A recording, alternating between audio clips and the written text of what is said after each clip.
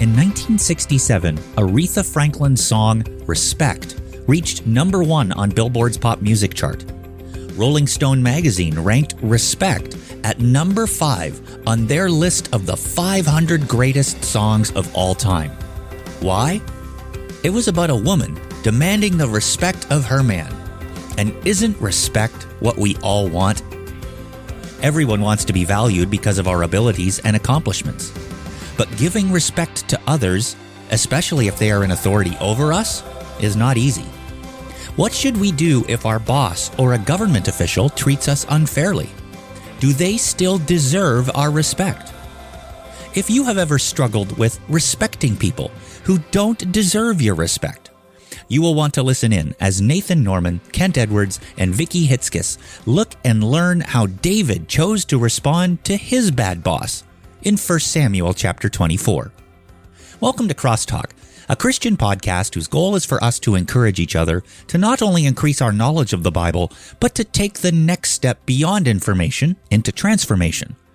Our goal is to bring the Bible to life, into all our lives. I'm Brian French. Today, Dr. Kent Edwards, Vicki Hitzges, and Nathan Norman continue their discussion through 1 Samuel. If you have a Bible handy, turn to 1 Samuel chapter 24 as we join their discussion. I think it'd be fair to say that, at least in the United States, we're not seeing a great deal of respect for authorities today. Would you agree with that assessment? Oh, it's amazing compared to when we grew up. Remember when senators used to address each other as my esteemed colleague? Yeah. And they said it like they meant it instead of, you stupid bozo. Yeah. All of our authorities are seemingly under fire. Yeah. And not just within government, but how our people are responding to people they don't agree with that are in authority is amazing, especially in social media. Oh, they're so rude. Everyone has a bludgeon that they can hit someone with, and it's often used. Yeah, and I think maybe because it's on social media, it seems a little bit anonymous, although it's not. People will say and do things that are really, really hurtful. And that's not limited to non-Christians. I see that happening within the Christian community as well. I guess that's why I find it so interesting when I read 1 Samuel chapter 24. I mean, when you get to this chapter, it's just interesting to consider its context. At this point in the narrative, David, of course, had been anointed as king because of Saul's failure to obey God.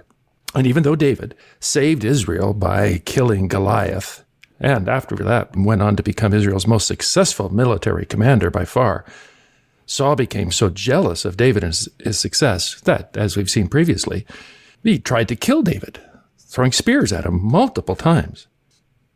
But at this point, David was now on the run. He was fearing for his life. Saul was hunting him. He even had to hide in Philistine territory for a time.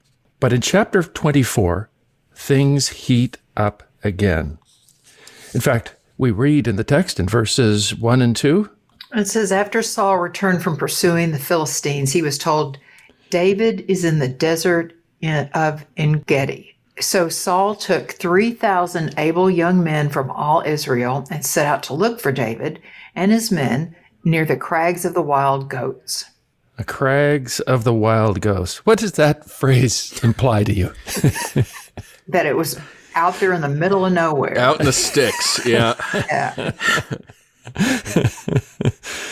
It's interesting that in verse 22, we read that David left Gath and escaped to the cave of Adullam, and that all those who were in distress or in debt or discontented gathered around him, and he became their commander. About 400 men were with him. So Saul came looking for him, and David was hiding in a cave in the middle of nowhere with a few hundred discontented men. I mean, this wasn't exactly SEAL Team 6, was it? No. Right, and you don't want disgruntled people on your team. You want people who want to support you. That's a different kind of force. And how many men did Saul have? 3,000. So he's got thousands against David's hundreds.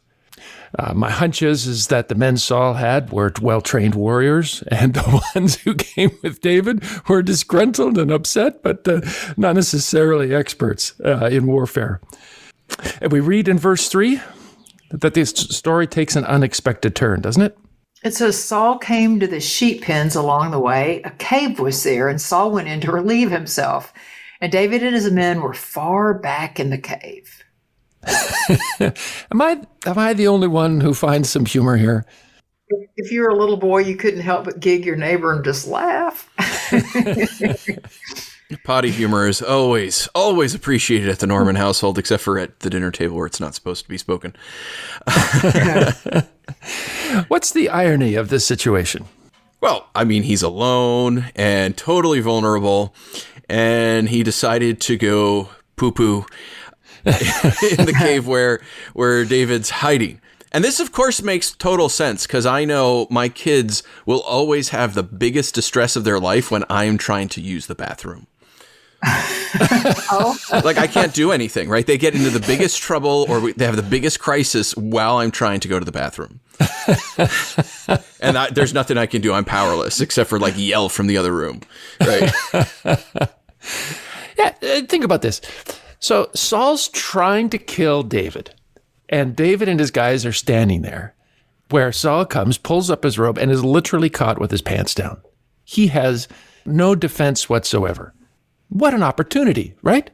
I mean, does it ever get any better than that? And certainly that's what his men thought. I mean, in verse 4, look what they say. I think this is funnier. The men said, "This is the day the Lord spoke of." Okay, this is the day the Lord spoke of when he said to you, "I will give your enemy into your hands for you to deal with as you wish." So the guys say, this is God's sovereignty. This is his providence at hand. I mean, he said you're going to be king. This guy is the bad guy. You've already been anointed. Let's do it. Let's finish it off. So they're using these circumstances to say that it must be, because you can do it, it must be God's will for you to do it.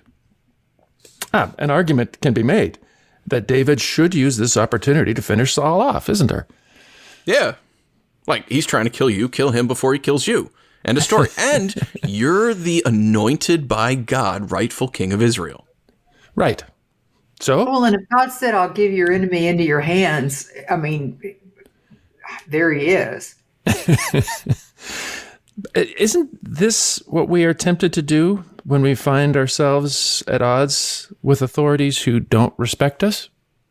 You know, when we are legitimately being treated in illegitimate ways, when they are taking advantage of us, when we've got a genuine gripe about how they are treating us, and when they become vulnerable, and when we can fight fire with fire, don't we also tend to look at those as perhaps divine opportunities to right wrongs?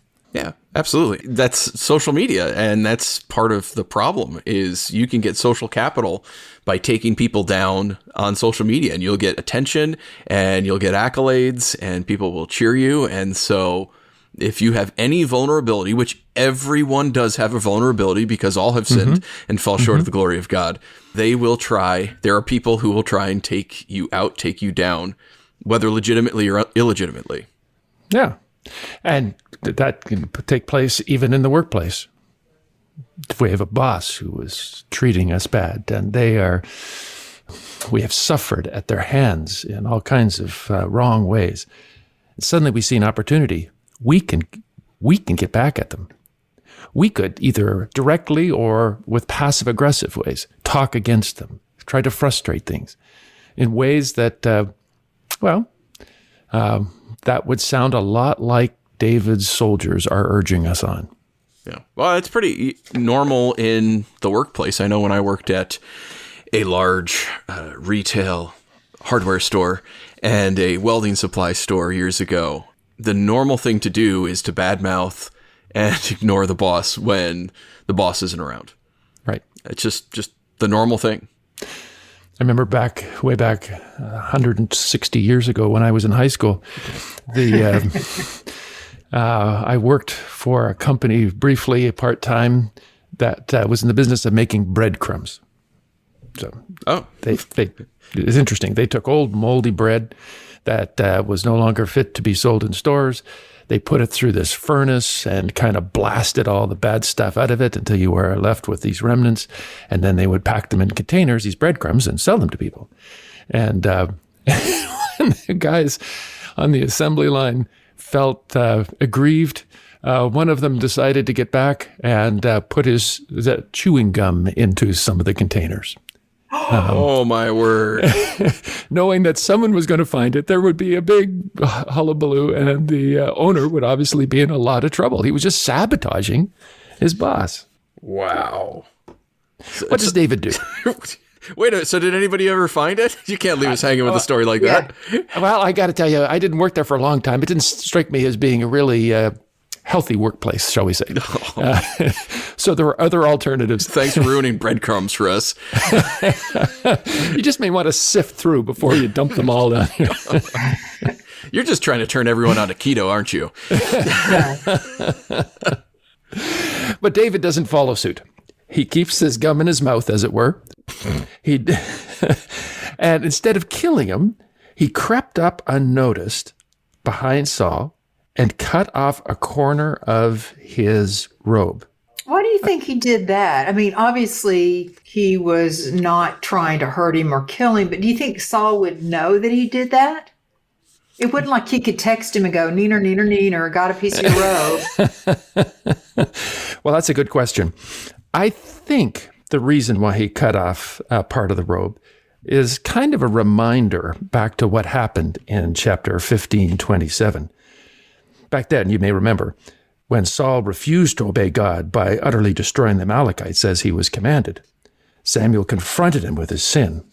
And Saul responded in verse 25 and following by saying to Samuel, "I beg you, forgive my sin and come back with me." But Samuel said to him, "I will not go back with you. You have rejected the word of the Lord, and the Lord has rejected you as king over Israel." And as Samuel turned to leave, Saul caught hold of the hem of his robe, and it tore. And Samuel said to him, "The Lord has torn the kingdom of Israel from you today, and has given it to one of your neighbors, to one better than you." I think he said, "Here's the torn robe. I'm better than you. And I'm better than you. And you failed." That was an insult.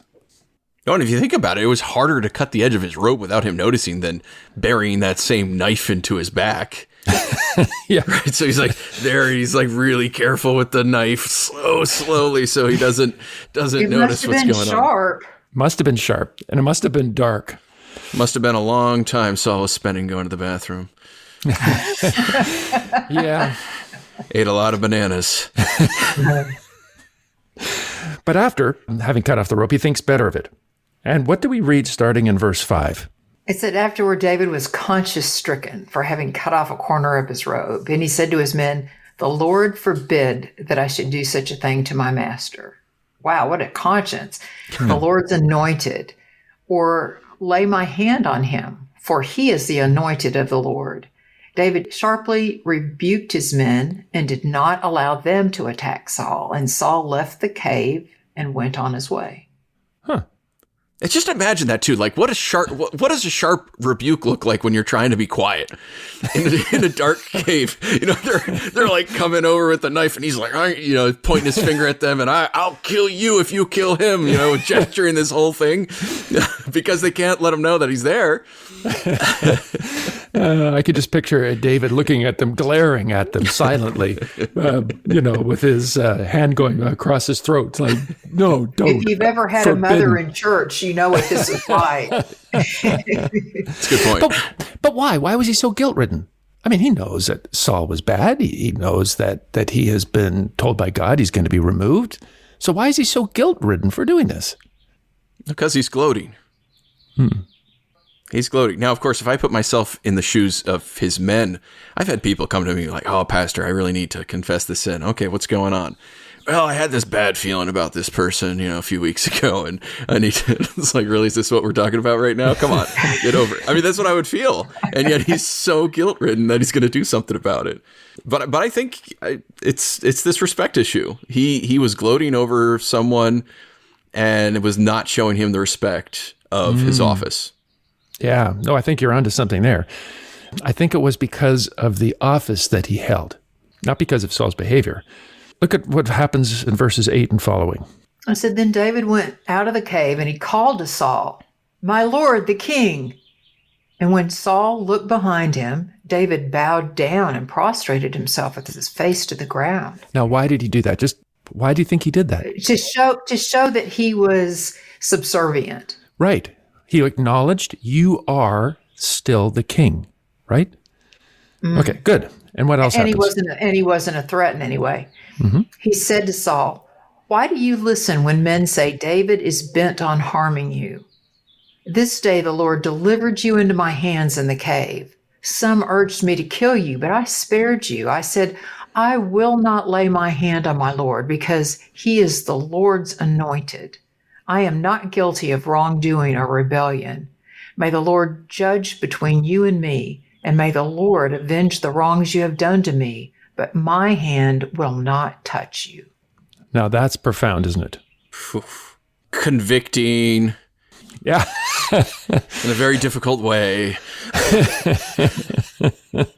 I will not lay my hand because you are anointed. I am not going to be guilty of wrongdoing or rebellion, which means to attack those that God has placed in authority over us is to be guilty of wrongdoing and rebellion, right? Yeah. So, Nathan, what does this passage have to say to the youth pastor or assistant pastor who has a less than perfect senior pastor? Yeah, I'll answer that with a story. I remember years ago, I was a teenager, and there was a politician who was embroiled in a public scandal. I know, that's a shocker. And it was not one that my parents liked. I knew that my mom in particular did not like this politician. And I remember I was watching a late night show, and he was doing a stand-up bit and making all these jokes about this politician my mom didn't like. And I started dying of laughter because it was hilarious. And so I was laughing and laughing. And my mom comes in, and she just kind of shook her head. And I was like, what? It's funny. And she's like, no, but he's still our president. And it's not appropriate. And I'm like, but you don't like him, so it doesn't matter. And she says, he's still our president, so it's not appropriate. And I just could not believe that. Like, it still boggles my mind. Yeah, but it's just, no, he's being, this has risen to a level of disrespect, and he shouldn't be making those jokes. You know, I've lived through this, having imperfect senior pastor, doing things that were dubious at best, at times sinful. And it's really hard. I can't say I perfectly navigated that whole situation. I certainly didn't. I have apologized for the areas that I went askew. And I fortunately did have some mentors who kind of kept me honest and say, well, no, this is kind of how you have to navigate these issues while not being complicit with the sin, right?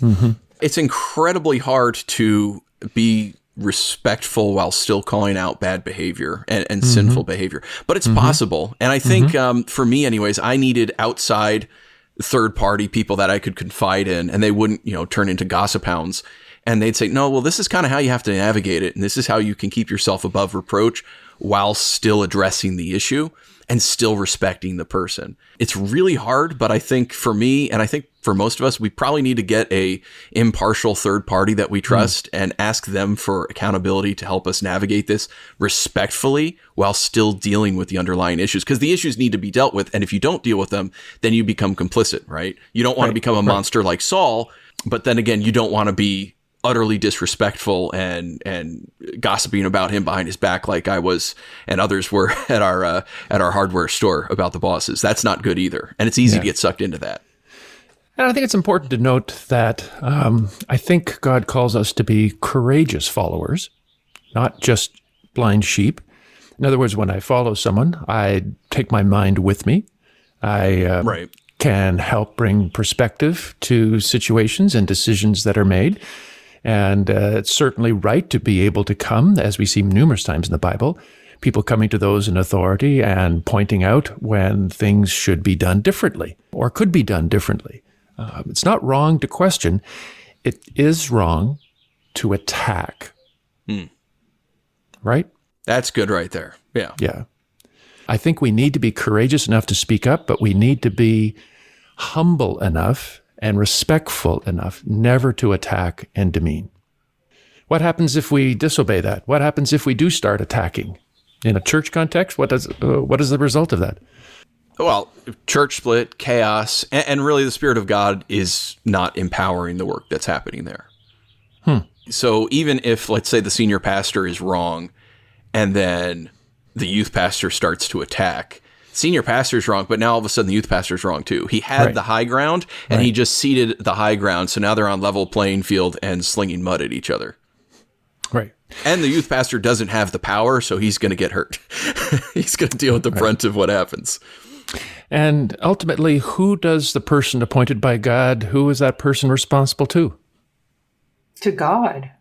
Right. And isn't that what David said clearly in verse 12? May the Lord avenge the wrongs you've done to me, but my hand will not touch you. Yeah, so he calls out what was wrong. Yes. Yeah, he's not saying you're perfect. Right. Yeah, he's not blowing sunshine. He's not burying his head in the sand. He doesn't put on rose-colored lenses, which is what many people do and think that they're taking the moral high ground, but they're not. Right. So when we walk out of the church into our society, Vicki, what does this passage say to Christians who live in a country with a less than perfect head of government? Well, this is hard for a lot of people. God puts people in authority over us. And the Bible says, give honor to whom honor is due. And you may or may not like your boss. You may or may not like the president. You may or may not like the vice president. But we're to give honor to those people. And that means the way we speak, the way we address, the way we talk about, the way we write on Facebook about. We're supposed to be honoring people. And we see that in the Bible. I mean, I find it fascinating that the Apostle Peter, who would later be executed by Rome for his Christian faith, said in 1 Peter chapter 2:17 that in all circumstances, Christians must honor the king. Not agree, but honor. The Apostle Paul, who would also be martyred by the decree of the Roman Caesar, said every Christian must submit to and pray for governing authorities in Romans chapter 13. Yeah, we don't like that one. We don't. I've posted that on Facebook a few times, just the text. I just said, hey, this is a hard text. And I've actually gotten attacked by Christians. Like, how dare you? You would bow your knee to Caesar, wouldn't you? Like, well, I literally just quoted scripture. I didn't even offer commentary. And I said, this is hard. And I think it's because when we dishonor those that God has in his sovereignty placed in authority over us, we dishonor God. I know that's true intellectually. Emotionally, that's hard to stomach. It is. But one of the chief ways we honor God is in the way that we respond to those he's put in authority over us. Whether we agree or disagree with our authorities, showing honor and respect is presented in the Bible as a non-negotiable. After all, it was God who, in his own wisdom and for his own purposes that we may or may not understand this side of eternity, he has ordained that we will follow them. By the way, what happened when David honored Saul? So Saul went into the cave. David comes out and says, look, I don't want to attack you. I will honor you because you are the anointed king. What happened when he said that? Well, it doesn't always work out like this, but it was cool what happened. When David finished saying this, Saul wept aloud. And he said, you are more righteous than I. You have treated me well, but I treated you badly. May the Lord reward you well for the way you treated me today. I know that you will surely be king and that the kingdom of Israel will be established in your hands. So what happened when David refused to take advantage of the opportunity to kill King Saul when Saul was trying to kill him? Saul repented. Yeah. Saul returned home after publicly acknowledging David's righteousness. So What can happen? when we choose not to attack authority figures, bad bosses who mistreat us, I think, although they may not say it publicly, you strengthen your position as the contrast in character between you and those who are above you becomes clear to everyone. And I think when it comes to politics, I recommend that we listen to the advice of John Wesley, who in the midst of a heated political campaign back in 1774 wrote in his journal that Christians should do three things. One, vote for the person they judged most worthy. Second, speak no evil of the person they voted against. And three, take care their spirits were not sharpened against those that voted on the other side. We don't respond to people in authority over us because they are worthy of our respect, but because the God who is worthy of our honor and respect placed them in authority over us. I trust that today's discussion of God's Word has been helpful and served as an encouragement to not just be hearers of the Word, but doers. Together, let's bring God's Word to life, to our lives this week. The CrossTalk podcast is a production of CrossTalk Global, equipping biblical communicators so every culture hears God's voice. To find out more or to support the work of this ministry, please visit www.crosstalkglobal.org. You can also support this show by sharing it on your social media and telling your friends. Tune in next Friday as we continue our discussion through 1 Samuel. Be sure to join us.